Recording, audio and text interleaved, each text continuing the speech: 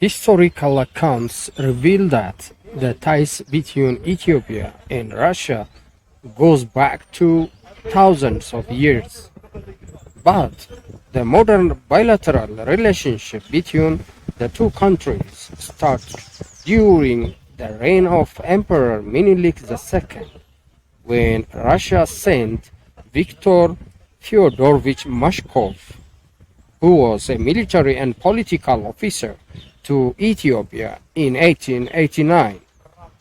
Emperor Menelik received his guest Mashkov with heartfelt welcome, and the two discussed a lot of issues, including religion and strong collaboration. Russian-Ethiopian diplomatic relations are more than 120 years old. They were established in 1898. However, contacts between the two countries were taking place long before that.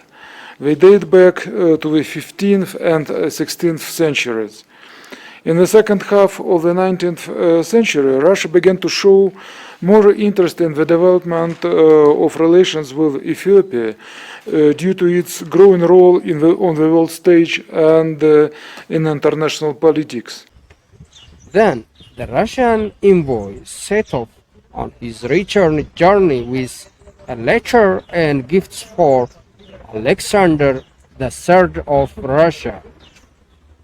In 1891, Mashkov returned back to Ethiopia with a letter of reply and gifts from the Russian emperor to his Ethiopian counterpart, Menelik II. Then the official relationship between Ethiopia and Russia started. At that time, the Russian government, as it strengthened its international position, was aware of the need to acquire new partners in the African region. The ideological basis for such rapprochement with Ethiopia was constituted by religion. Both states profess Orthodox Christianity, which became a unifying factor for the two peoples.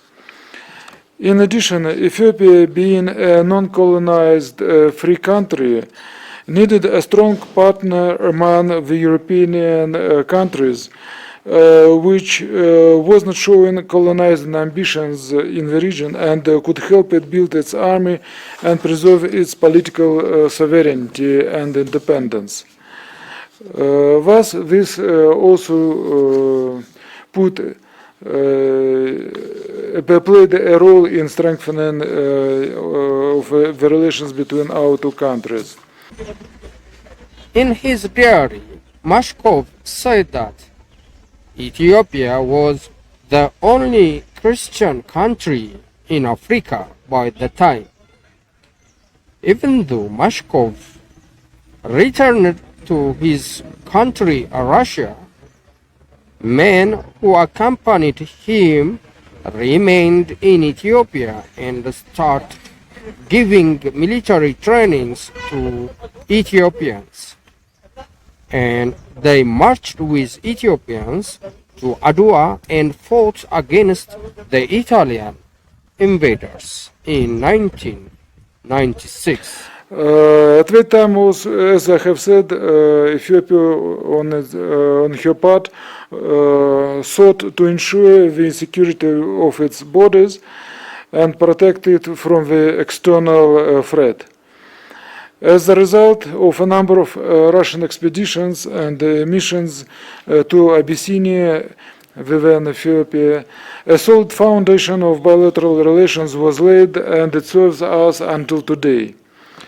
Since the 19th century, our relations have undergone a qualitative transformation, but the fact that Russia is a reliable and loyal friend and partner of Ethiopia is beyond doubt. This is how I can characterize Russian-Ethiopian relations today. They are based on the traditions of friendship, partnership, mutual respect, and mutual assistance. Ethiopia has always been and still remains to be one of Russia's main partners in Africa.